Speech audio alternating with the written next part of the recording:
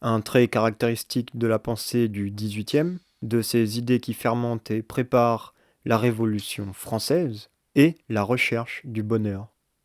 Le bonheur est la valeur qui unifie tout le siècle qui précède la Révolution, et ce malgré l'existence de désaccords entre les penseurs des Lumières.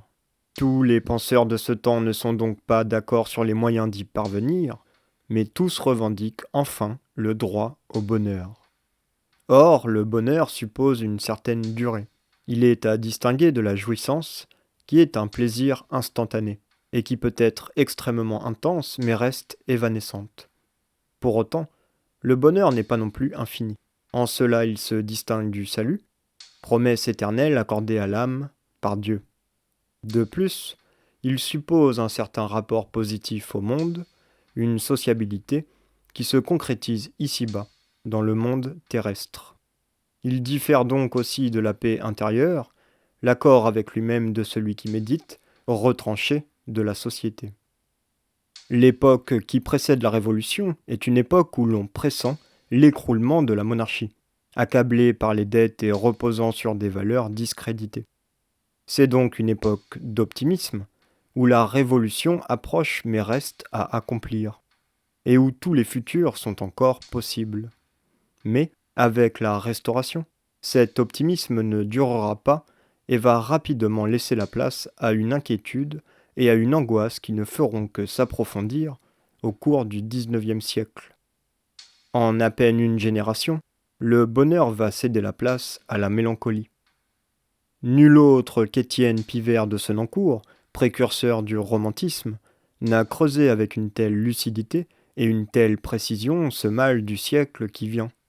Dans son principal ouvrage, Obermann, qui paraît dès 1804, il inaugure la plupart des thèmes que l'on retrouvera dans la littérature romantique.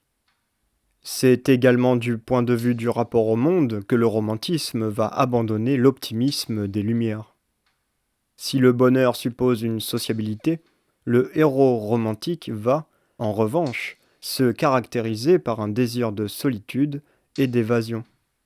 Le bonheur des Lumières est remplacé par un amour de la ruine, du déclin, de la décomposition, presque une jouissance morbide, qui nous fait aimer le sentiment de l'idée de destruction. Tous ces sentiments, cette volupté de la mélancolie, nous paraissent très familiers. Le romantisme, qui développe tous ces thèmes, est l'expression littéraire d'une inquiétude proprement moderne. Pour les premiers romantiques, ce mal du siècle avait encore quelque chose de voluptueux, de plaisant. Avec Baudelaire et son spleen, le mal du siècle s'aggrave encore et comporte tout à coup une dimension physique.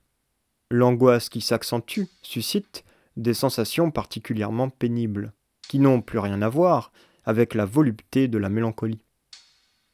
La fuite du temps hante l'homme moderne, et c'est parce qu'il redoute la fin, le néant auquel conduit cette fuite, qu'il chérit le moment du soir et le voudrait éternel. Cette peur du déclin, et en définitive de la mort, vient de ce que l'homme moderne se rend compte que la vie y conduit inexorablement. Or, cette vérité lui est insoutenable. Blaise Pascal en son temps affirmait, par sa théorie du divertissement, que le moteur des actions humaines n'est pas tant une finalité qu'il poursuit, son intérêt rationnel, que ce qu'il y a derrière lui et qu'il fuit. L'homme est l'animal qui sait qu'il va mourir. La modernité induit la conscience d'un achèvement que l'homme redoute comme sa propre fin. En seulement quelques décennies, elle nous a conduit de la revendication du bonheur à l'angoisse d'une mort certaine. Pour nous autres modernes, de même que le savoir devient synonyme de mort et prend l'aspect d'un soleil noir, le temps qui passe nous achemine vers le néant. Et si le bonheur qui échappe aux modernes suppose une épaisseur temporelle, il est logique de rechercher l'apaisement dans le souvenir, car celui-ci permet de maîtriser le temps, de retenir par la pensée le moment du déclin, d'étirer indéfiniment l'instant qui précède l'extinction.